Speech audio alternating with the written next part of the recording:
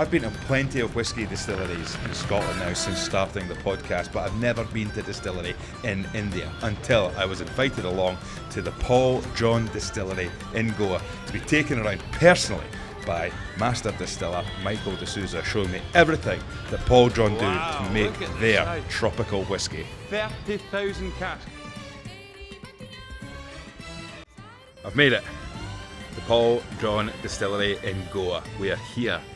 Flying solo, no Ross, no Angus, so I'm going to have to ask my own questions, but I could tell you what, it's a hot morning. It's just gone 20 past 8, it's around about 25, 26 degrees, but I can smell whisky in the air. I've been working for this company from the past 33 years. Wow. Yeah. 33 years? 33 years. Right, so how did you start that then? So I started as an intern, like everybody would start. Then I worked way up to become a distiller. Initially, I started as a assistant to a blender because back then we did not have single malt. Okay. What we were making was a blended whiskey. So you didn't study to be a distiller. You literally started as an intern and worked your way all the way up. Yes. Wow. So it was purely out of passion. I started this. And what a place to have a distillery as well. Goa, the sun's shining. I don't think I've ever had a risk of being sunburnt whilst I've been on a distillery tour in Scotland before. And I'll tell you what, I certainly haven't ever seen palm trees and elephants outside distilleries, but this is fantastic. So how long has this site been here then? So we started this distillery, the construction started in 2007. Right. So it took 2 years. 2009 we started the very first distillation. Wow. Okay, well, and you're going to show me around and let me have a wee look around this place. Absolutely. Well, let's go. Show me. Let's start at the very beginning. Show me where we're going to go next.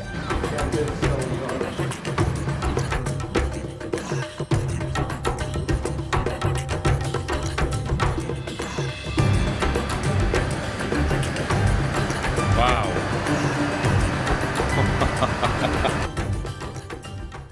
At Paul John, we use 6-row grain grown in Rajasthan, and we produce close to 3.2 million liters annually using 6-row grain. You do produce peated spirit here? Yes, every year close to 5 million liters. We import peat from Scotland. We have a source, I think, in Highland. In Highland? Highland, yes. So it's Highland peat that you use? Highland peat, yes. We don't use Isla peat. Okay. And most of the distilleries here, we are all depending on private malting companies. Our malting facility is situated in Gurgaon, around Delhi. So once the kilning happens, we get the modified barley to Goa to start making whisky.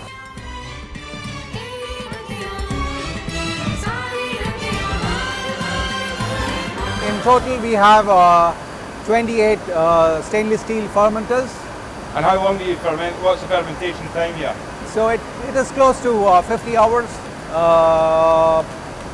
After that, we rest the wash for a couple of more hours, in order to give more complexity. Now we try to produce more esters to make it more fruitier. Our whiskey is more fruitier, more elegant, and is a drinkable one. We wanted to produce something unique, something Indian. So we chose Goa because Goa has wonderful tropical climate. Salt is in the air. Whiskies are more minerally in character. Look at these stills. Look at the line arms on them. Yeah. Big line arms. So these line arms here, then we can see. So this is high SN line arm, wherein it is going upwards. Our stills are pretty wide. These wide stills give a liquid more contact of copper. If you look at the pot, you have a reflex bowl on the wash still, wherein we try to refine the low wine. Yeah. And make it more lighter, more fruitier. more elegant. The way in which the distillation happens here is different. We are able to keep the safe open. It's not like Scotland where the safe is locked. Yeah, there's no padlocks on the head of these. But do you take an early cut point? Or no, not really. Every batch is slightly different because we do the cuts based on the sensory. Yeah. Yeah, there's not many computer systems in here, so I take it it's just the distillation team will take the cut off based on this. Exactly. And I'm interested, the copper stills that you have here, then where did you source these from? So these are all from India. They're all Indian-made copper stills?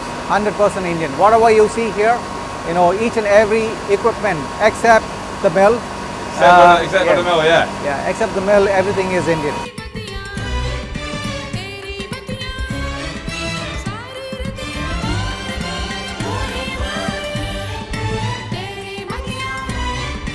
So it comes up from there, along here, into the still, and that's it being poured in, and that is inside the still, an Indian-made still, of course, at the Paul John Distillery. And this guy's going to shut it now, on you go. And that's it, distillation is now about to start.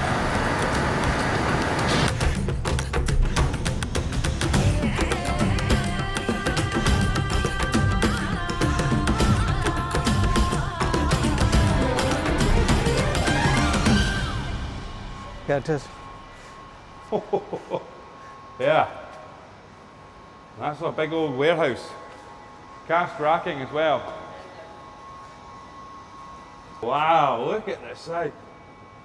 30,000 casks now. In terms of casks then, where do you source your wood? What's your wood management process? So, as you know, we are owned by Sazerac. Yeah. And most of our barrels come from Buffalo Trace. Buffalo Trace, right, Yes. okay. So predominantly bourbon and American oak then as well? Yes. We have, all our casks are American oak. Okay. We don't have French oak at all.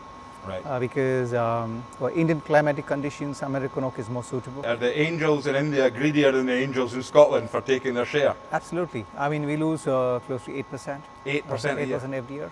Wow. Yes. 98% of our inventory is American standard barrels. Okay.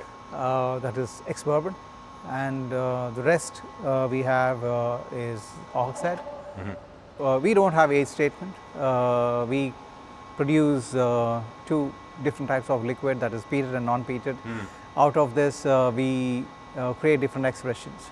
Regardless of what expression is it, everything starts with ex-bourbon cask. Everything. At least for 5 years. I'm interested to know what's going on here. Okay, so in India, alcohol is strictly regulated. So every barrel is filled using the flow meter. So this is your fill. So right now you're filling a cask. Yes. So the cask's already in the racking. Yes. So the cask goes into the racking empty, and then I'm assuming. So this is So this is where the whiskies. This is where the spirit's coming from to go into the cask. Yes. So it's coming down here, following this hose into this gentleman here. This is the pump. This is the flow meter. And then it goes from this inside hose, the cask. going all the way along, and it's going all the way up there. And somebody, I'm presuming, is up there to shout, "That's enough." The cask. Wow. And how many casks roughly are you filling a week? Every day we fill 50 casks. 50 casks a day. Yeah. Superb. What a nice little bit of kit.